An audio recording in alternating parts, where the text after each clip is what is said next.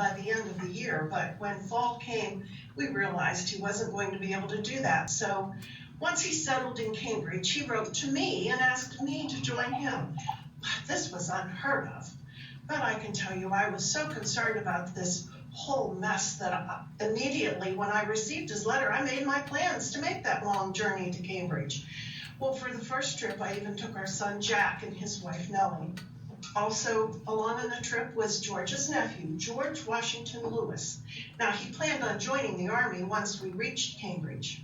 As we traveled, we stopped to pick up Elizabeth Gates, wife of the General Gates. And when we traveled across the countryside, our party was greeted as royalty. And when we arrived in Philadelphia, I learned that there had been a ball planned in my honor. Well, it was canceled in deference to the atrocities occurring in New England as well.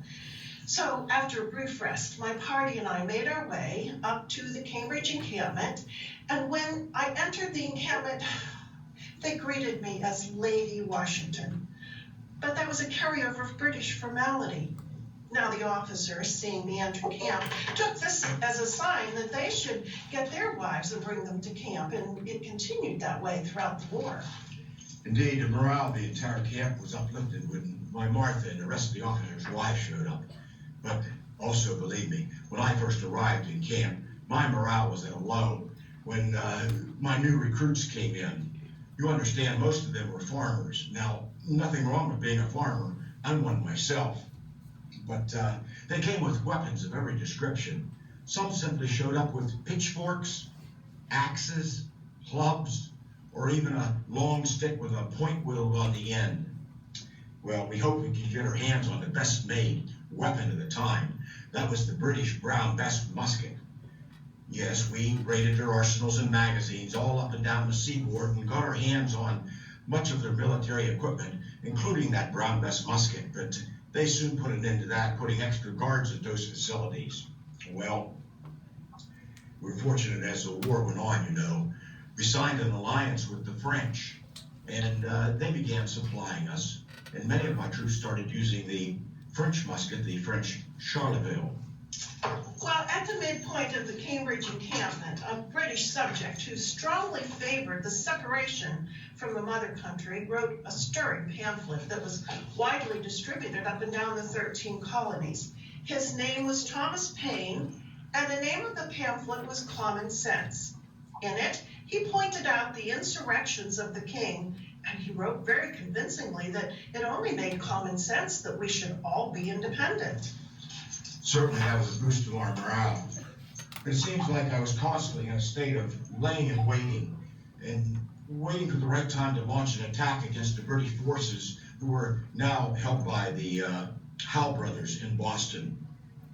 Anytime we planned an attack, though, it seems that Mother Nature would intervene with some harsh weather, or my troop numbers would be down because of illness sweeping through camp, or my enlistments being up and them going home. Then again, the time did become right when the head of my artillery, General Henry Knox, he left camp and took his troops all the way west to Fort Ticonderoga. There he secured about 60 cannons. He proceeded to make the 300-mile trek from Fort Ticonderoga all the way back to Cambridge through the ice and the snow, the frozen rivers and Berkshire Mountains. Once he got back into camp, we told him we had decided to move our defenses closer to the port of Boston to a place called Dorchester Heights, the high ground. So under the cover of darkness, as quietly as possible, we moved those cannons, our wagons with supplies, and some of our troops. We even put straw on the road to muffle the sounds of the wagon wheels. When we got to the heights, we dug in our defenses all night long. When General Howe rose the next day and he looked up at the heights and saw what we had done, we hear that he exclaimed that we had done more in one night than his troops could have done in 3 months. Well, regardless, fighting broke out over the next several days, and then Mother Nature intervened again with some weather. The British loaded their ships, picked up anchor, and set sail once and for all. They headed to Halifax, Nova Scotia. I called for a council of war with my officers to discuss our strategy and their strategy, and there was no doubt about it. They would be returning, probably to New York City, because of its strategic location at the mouth of the Hudson River. You know, New York City is made up of many islands. And for us to defend all those islands, my troops would be spread quite thin. And if the British get control of it, we'd have a hard time driving them out, for we didn't have much of a navy. Well, we left the Cambridge encampment in late spring of 1776 and made our way to New York. We weren't there long before we got word that George was called before Congress in Philadelphia. Well, he was very happy to escort me to Philadelphia to safety. You see, the Continental Army was not far behind, and smallpox was running rampant. I knew then I had to get the smallpox inoculation, or I wouldn't be able to go back to any future encampments. We weren't worried about George getting smallpox. He already had it when he was in Barbados with his brother Lawrence. So we made our way to Philadelphia, and we were invited to stay at the John Hancock residence. Well, we declined. It wouldn't be right to expose them to smallpox. So instead, we stayed in a small lodging house at the center of the city. There, the colony's best doctors administered the inoculation to me. After I remained indoors for 3 weeks, and afterward, I had no remaining pockmarks. It was then the general felt safe that he could leave me and return to his troops. Of course, at first, I oversaw the defenses of Boston before sending the rest of my officers and troops down to New York City to scout out the defenses. Then I accompanied Martha to Philadelphia. While in Philadelphia, I spent many long hours talking with Congress, and they continually impressed upon me the necessity of us defending New York City at all costs, in spite of what my officers might have thought. Most of my officers felt that it was an insurmountable task. I left Philadelphia and rejoined my troops outside of New York, and we soon made a determination our only hopes of victory would be to fight a defensive battle.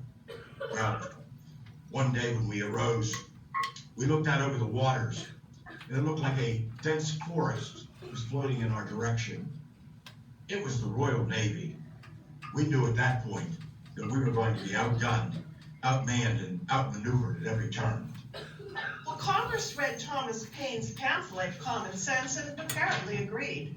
Now, at the same time, Richard Henry Lee of Virginia was proposing before Congress that these united colonies are and of right ought to be free and independent states. Well, Congress set up a committee to write that document. Now, I was already in Philadelphia on July 2nd when Congress first voted on that proposal.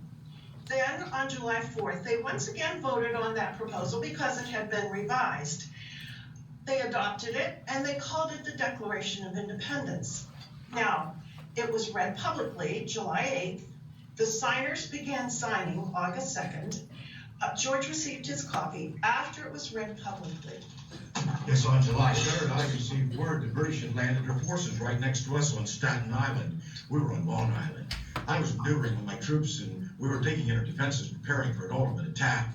Well, it was July 9th that I received my copy of the Declaration of Independence, of course, from John Hancock. I called my officers into my headquarters, and I told them to have their troops on the parade ground at 6 o'clock that night. And at that time, the entire declaration would be read to them. It would be the first time, that they would have heard of our new cause, that of independence. And the first time they'd hear the immortal words in the Declaration, such as, when in the course of human events, and we hold these truths to be self-evident that all men are created equal, and we pledge to each other our lives, our fortunes, and our sacred honor.